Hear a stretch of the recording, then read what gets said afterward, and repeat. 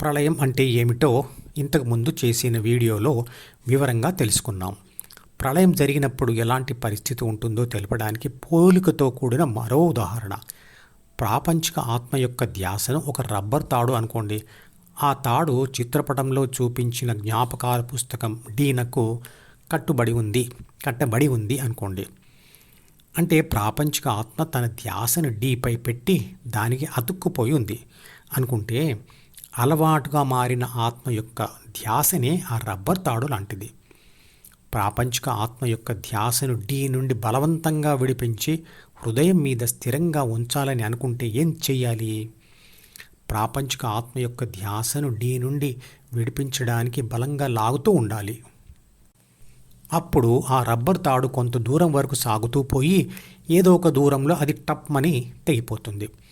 Rubber తాడు తెగినప్పుడు వచ్చే vibration లేదా అదిరిన శబ్దమే ప్రళయం అనుకోండి. అప్పుడు ప్రాపంచిక ఆత్మ డీ నుండి విడిపడింది. ఇక వెంటనే ప్రాపంచిక ఆత్మ ఎప్పటి నుండో సాధన చేస్తూ తెలుసుకున్న హృదయం ద్వారా వెళ్ళి విశ్వశక్తిలో లేదా పరమాత్మలో పడిపోతుంది. అక్కడ బి మరియు సిల ఉపయోగం ఉండక అవి కూడా విలయమైపోతాయి. అంటే ప్రళయం సంభవించిన తర్వాత పరిశుద్ధమైన ఆత్మశక్తి మరియు జ్ఞాపకాల పుస్తకంలోని శక్తి తరంగాలతో రాయబడిన కోరికలు రెండూ కూడా విశ్వశక్తిలో అంటే పరమాత్మలో విలయం అయిపోయాయి అన్నమాట. ధ్యానం దీర్ఘకాల సాధన చేసిన వారికి తుది దశలో ఇదే అనుభవం కలుగుతుంది. ఈ వివరణ అంతా అర్థం చేసుకోవడానికి ఉపయోగించిన పోలికలు లేదా ఉదాహరణలు మాత్రమే. ధ్యానం చేసి ఈ అనుభవం పొందిన తర్వాత ఈ వివరణ మీకు అవసరం లేదు. విశ్వశక్తిలో లేదా పరమాత్మలో విలీనమైన ఆత్మ తాను ఒక శుద్ధ శక్తి స్వరూపం అని తెలుసుకుంటుంది. నారాయణ సూక్తంలో ఈ విషయం చెప్పబడింది. అందులో హృదయంను తలక్రిందులుగా ఉన్న తామర మొగ్గతో పోలిస్తాడు. ఆ తామర మొగ్గ యొక్క చిట్ట చివరి సూక్ష్మ బిందువే ప్రాపంచిక ఆత్మ ఫోకస్ చేయవలసిన పాయింట్.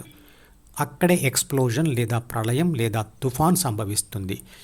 ఆ వెంటనే ఆ మొగ్గ వికసించి పుష్పం అవుతుంది అంటాడు. అంటే నిజానికి తామర మొగ్గ యొక్క చిట్ట చివరి సూక్ష్మ బిందువు అంటూ ఏమీ లేదు. అక్కడ ప్రాపంచిక ఆత్మ యొక్క ధ్యాస అత్యంత తీవ్ర స్థాయికి చేరుకోవడమే అది. నారాయణ సూక్తం యొక్క యూట్యూబ్ లింకును ఈ వీడియో డిస్క్రిప్షన్లో ఉంచుతున్నాను, వినండి. ధ్యానంలో శూద్ర, వైశ్య, క్షత్రియ మరియు బ్రాహ్మణ దశలలో ప్రాపంచిక ఆత్మ ఒక్కొక్క దశలో ఒక్కొక్కటిగా డీలోని భావాలను లేదా కోరికను శాశ్వతంగా విడిచిపెడుతున్నప్పుడు చిన్న చిన్న ప్రళయములు సంభవిస్తూ ఉంటాయి. ఒక్కొక్క ప్రళయం తర్వాత వాటికి సంబంధించిన గుణాలు విలయమై అంటే మాయమై ప్రశాంతత వస్తుంది. అనేక సంవత్సరాల నుండి మనసులో బలపడ్డ కోరికలు, అలవాట్లు ఉంటాయి కదా. ప్రాపంచిక ఆత్మ వాటి నుండి విడిపడే యుద్ధంలో జరిగే విస్ఫోటనమే ప్రళయం. ఇలా చాలా ప్రళయాలు మరియు ప్రశాంతతలు వస్తూ చిట్ట చివరిగా ప్రాపంచిక ఆత్మ జ్ఞాపకాల పుస్తకమును పూర్తిగా విడిచిపెట్టే ప్రళయమును అనుభవించి విశ్వశక్తిగా పరిణతి చెందుతుంది. అంటే చివరి ప్రళయం తర్వాత డీను పూర్తిగా విడిచిపెట్టిన ఆత్మ విశ్వశక్తిలో విలయమైపోయి తానే విశ్వశక్తి అని గ్రహిస్తుంది. అతుక్కున్న రెండు వస్తువులను విడదీయడానికి ఎలా బలం అవసరమో అలాగే ప్రాపంచిక ఆత్మ డీ నుండి విడిపోవడానికి ధ్యాన సాధన బలం, వైరాగ్య బలం అవసరం.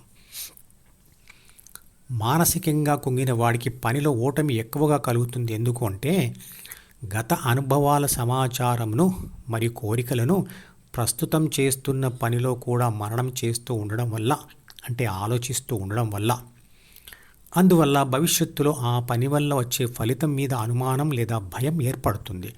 మరియు ఆ పనిలో తీవ్ర ధ్యాస పెట్టలేకపోవడం వలన లేదా పాక్షికమైన ధ్యాస పెట్టడం వలన ఆ పని సమర్థవంతంగా జరగదు. అంటే పాము గురించి విన్నా లేదా చూసిన భయం కలిగించే విషయాలను లేదా సూచనలను లేదా కోరికలను ఇప్పుడు కనపడ్డ పాము వల్ల జరగవచ్చేమో అని భయపడుతూ భవిష్యత్తులో దానివల్ల జరగబోయే ఫలితాలను ఊహించుకొని తప్పుడు నిర్ణయాలు తీసుకోవడం. మానసిక శాస్త్రంలో లా ఆఫ్ రివర్స్ ఎఫెక్ట్ అనే ఒక పదం ఉంది. ఇప్పుడు చేయాలనుకున్న పనికి గత భయాల ద్వారా ఏర్పడిన భవిష్యత్తు ఊహలు అడ్డుపడతాయి. పామును చంపాలని అనుకున్నప్పుడు గతంలో పాము కరచిన సంఘటనలు గుర్తుకొచ్చి భయపెడతాయి, పనికి అడ్డుపడతాయి. ఆ భయం మనసులో ఉన్నంతకాలం ఆ భయమే ప్రస్తుతంలో చేసే పనిని డామినేట్ చేస్తుంది. అంటే కాన్షియస్ మైండ్తో చేసే ప్రయత్నంను సబ్ కాన్షియస్ మైండ్ అడ్డుకుంటుంది. చాలాసార్లు గెలుస్తుంటుంది కూడా. పండును కొట్టాలనుకున్న రాయి గురి తప్పి పక్కనే ఉన్న తేనె తుట్టకు తగిలితే తేనెటీగలు కొడతాయి అనే భయం తీవ్రంగా ఉన్నప్పుడు విసిరిన రాయి ప్రతిసారి తగలవద్దనుకున్నా అది తేనె తుట్టకే తగులుతుంది. ఇదే లా ఆఫ్ రివర్స్ ఎఫెక్ట్ అంటే. ధ్యానం చేస్తూ ఆ భయం ఉన్న జ్ఞాపకాల పుస్తకమును వదిలిపెట్టినప్పుడు గతం బాధలు మరియు భవిష్యత్తు భయాలు రెండూ మాయమవుతాయి.